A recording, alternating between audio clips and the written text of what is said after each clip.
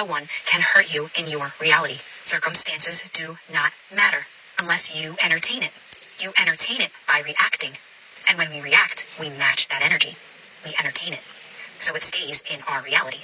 This is why I always say, you never have to defend yourself. When you know you create your own reality, you only need to stay calm. You only need to remain calm. You only need to practice non-reaction. I'm going to talk about how this is actually borderline bypassing. I'm not saying she's entirely wrong, but she's only partially right. Context matters. Circumstances matter. There are times where you have to speak up. There are times where you have to explain yourself. There will be times where conflicts are necessary. Being non-reactive doesn't equal being truthful. Sometimes it can be stonewalling. It can also be a very narcissistic response, depending on your situation. Actively avoiding conflicts doesn't make you more spiritual than other people. And it's okay to admit that you're hurt. People are going to hurt you in your reality, especially when you're actually in touch with yourself, in touch with the world, in touch with other people. When you have empathy for other people, people are going to hurt you because this means that you care. And it's okay to admit that. It's one thing to have maturity and emotional intelligence where you don't take every single thing personally, but it's a whole other thing to say that you don't really give a shit and therefore you're completely detached and nothing really bothers you. If nothing really bothers you, then you're just empty inside. And forcing yourself to stay calm when you are triggered, especially when this is a situation where you can get more explanation from somebody. Let's say like this is a situation where if you have more communication and if the other person is willing to explain things to you more, it might calm you down more.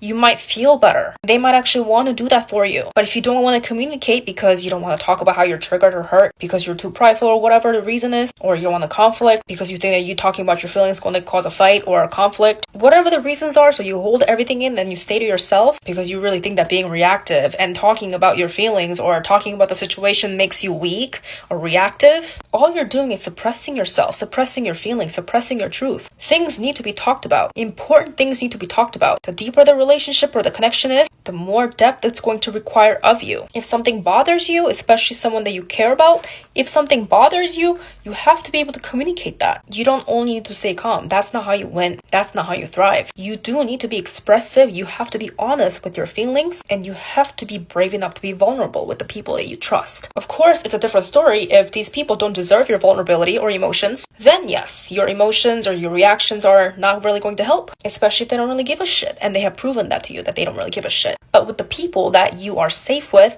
you actually want to talk about these things. Not talking about anything is going to only build your resentment. That's not authentic. This is not spirituality. Dismissing emotions and avoiding necessary conflicts makes you a coward. Remember that.